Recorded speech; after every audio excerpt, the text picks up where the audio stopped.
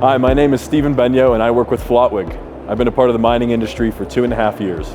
I was fortunate enough to have a mentor who was a professor of mine that introduced me into the world of mining after he had experienced a full career in the industry, and he had an opportunity which was seemed like a good fit, and he took me under his wing and I got to experience the community. Of course, the people is always the first answer. The more that you put in, the more that you get out of it. I would say it's like a 1-to-10 ratio there. I'm just always impressed by how much the community wants to help you in your own development, whether it's personally, professionally, and I've never seen something like that before in an industry. I work as the global mining manager with Flottweg Separation, and as a part of that role, identifying markets which require water recovery support, and as well as other liquid recovery, and I employ our technology identifying which regions the equipment is most effective in the mining industry, and then work with our subsidiaries across the globe to understand their market, and so that we can support them and support their local mining industry to hit their water recovery and solid liquid separation goals. The biggest challenges that I've faced is that I'm a professional minority, we'll use that term, which is that I don't have a mining engineering background. I'm not a hydromet, I'm not a mining engineer, I'm not a PE. International business is my forte with some miners and human resources and other administrative areas. I came into it knowing very little about mining. I was a member of the general public. When we talk about no one knows about mining, or they don't know how much good we put in and how much effort we're putting into it. I was a member of that 3 years ago. So the challenges for me was that I was rapidly diving headfirst into an industry which I knew very little about, with a background that absolutely has benefit to the industry, although it's not the standard fare. You ask a room in a presentation to raise their hands and say, how many of you are mining engineers? You get 90% of the room.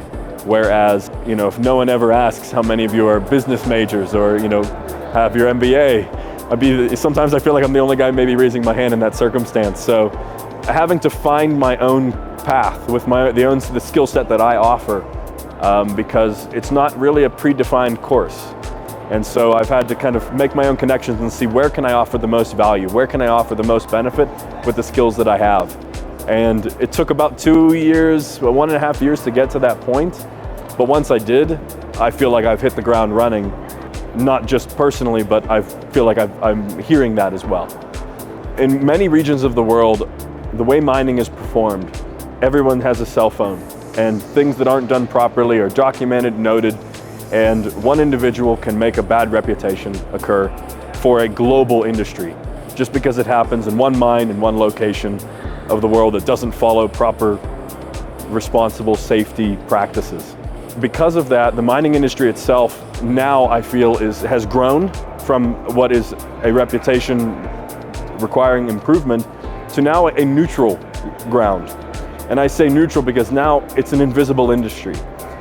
And we do so much effort to say the cell phone in your pocket has these minerals and metals in it. We put so much of an emphasis to say the electrification movement requires these kinds of metals. So to approach sustainability, there are these critical mineral requirements, and the way to achieve those is by mining more. And if it's not grown, it's mined. We have all of these messages that are saying that increase of mining operations can coexist with a strong thrust towards sustainability, safety, and efficient environmental practice that can coexist with local communities and the workers themselves.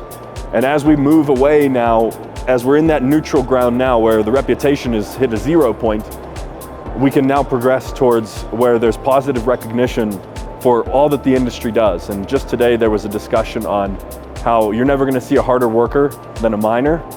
And that kind of recognition is important to recognize, because all that we do when we drive to work, when we call our friends, when we sit and watch TV, none of that would happen without this industry and without the labor and the efforts of those who are here today at the SME, but the even larger population which constitutes the true mining community globally.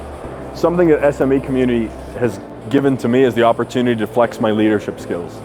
I get the opportunity to do that with Flottweg, and that experience is now expanded upon and I can bring it back to my own personal work, because SMEs now, I'm grateful for the opportunity to now chair the Student Relations Subcommittee of the Young Leaders Committee. The Young Leaders Committee is a group of mining professionals who are volunteering their valuable time to make a difference in the industry. And we have a group of over 70 educated, involved young leaders who are split into various groups to make an impact, whether that's philanthropic, whether that's some administrative and coordination, or in my circumstance, student relations. And in the student relations, which I chair at the moment, along with a wonderful team, a vice chair, Amid Morshedlo, and then my the members who had joined us this year, we have efforts to raise awareness to the benefits which SME brings, but also we've tasked some of our universities who have joined us here today, Penn State University, Mines, University of Kentucky, etc.